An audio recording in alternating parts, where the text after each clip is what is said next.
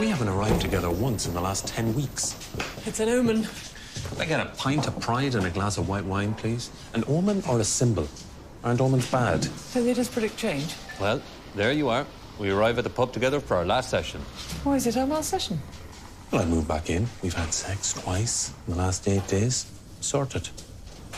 First of all, when we started seeing Kenyon, you hadn't even moved out. So you moving in just takes us back to where we started. And the sex... Don't start on the sex. Just leave it alone. Don't knock it. It's my only accomplishment of the year. No, all I was going to say is that... Thanks. It should be there. We're young, we're married, we should be having sex. And we are. We started seeing Kenyon because we'd stopped and now we started again. So there we are. Tick. Move on. Cheers. So what happened to your feelings of humiliation? Gone. We had sex. And what about your hurt and anger about my affair? Oh, I buried that deep. Yeah, that won't manifest itself until much later as some sort of physical ailment. Heart attack or cancer. And you think that's healthy? Do I think heart disease or cancer are healthy? No. No, I don't. But the burying which will result in cancer, do you think that's healthy? Yes, I do. In the short term. And what about all the other things we've talked about in the sessions? Like what? Tom, in the last few weeks, we've both had more grievances than, I don't know. You'd be looking at some sort of peace process, I would have thought. Middle East, Northern Ireland. I was trying to avoid the cliches. The thing about peace processes is it's usually one big grievance. We have 1,000, so I don't know what the right analogy would be. Well, ours comes down to one, really. Go on. We're married. Everything else is an offshoot. I mean, we wouldn't be arguing about my sister if we weren't married. You'd just say, how's your sister? If I knew you had one. If indeed I even knew you. God, I'm presuming we'd still be friends. Do you think we would? Yes, in the right circumstances. Talk me through them. Don't be so rude. Why is that rude? Well, all sarcastic, then. Hold on.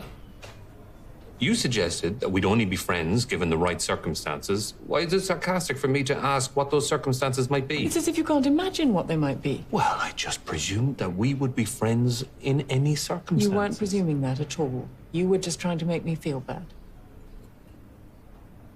You're right. You're right. And that's depressing. Which bit? Well, you knew I was winding you up when I said I can't imagine us not being friends. Which, in other words, means I was suggesting the exact opposite was true. Yes, that is depressing. But do husbands and wives need to be friends? I would have thought so, yes. Right. Let's just say that on the night we met, we hadn't ended up going to bed together. We just had an interesting and agreeable conversation and then gone our separate ways. What then? What then what? Would you have followed up? Yes, of course. Why, of course. Because I wanted to have sex with you. Sex is off the table. Why? Because in the parallel universe I'm describing, we're not attracted to each other. Oh. Then I wouldn't have spoken to you in the first place. God, you were that shallow. No, hold on. It was a party. We were in our 20s. You walk into the room, you have a little glance around, and you think, oh, where will I start? And you were where I started. God. All right, okay, what about this? We had a mutual friend who asked us over for dinner, and we got on. And then the friend asked us to dinner again, we got on again. And the third time it happened, we exchanged numbers and agreed to go for a drink. So sex is back on the table? No. Okay, I'm not following this. Okay, I'm talking about friendship. Could we have been friends if we hadn't done any of the other stuff? Yeah, I can't see it. Thanks. Well, no, I mean, look, I didn't have any friends like you. I still don't have any friends like you.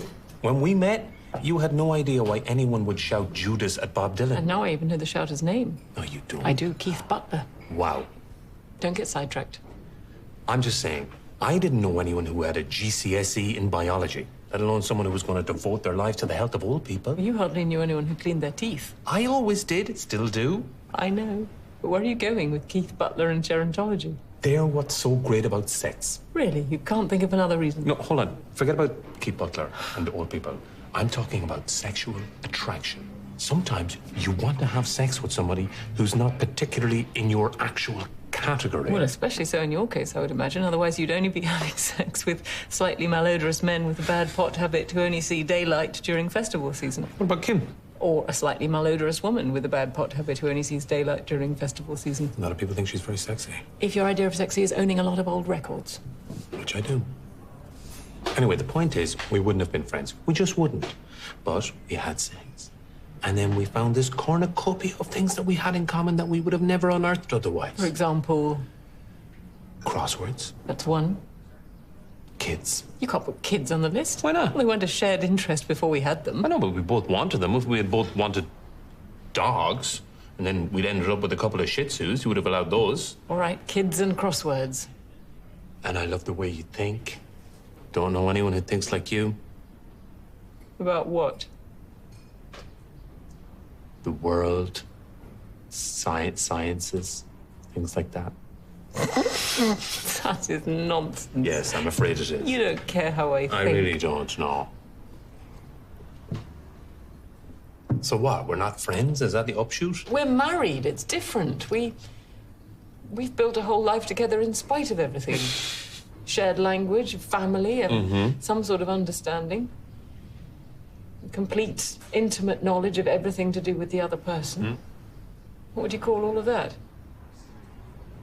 Well, I think I know what Kenyon would call all of that. I know.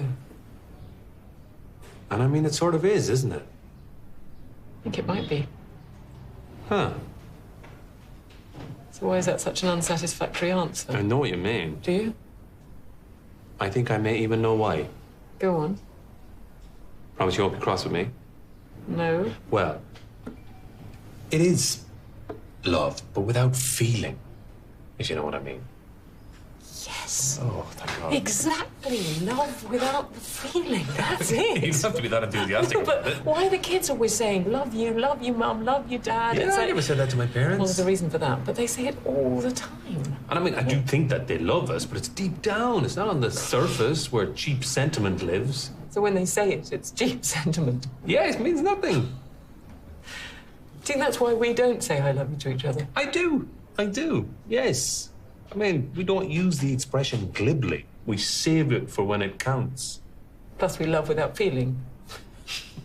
I mean, perhaps we could practice saying it anyway. I mean, between us, it would never feel glib.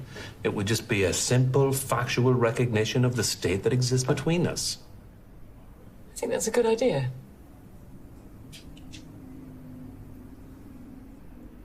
Let's put it on the list. Do we have a list? Let's start a list. Let's start a list. This might be something good to do with Kenyon. Absolutely, it would.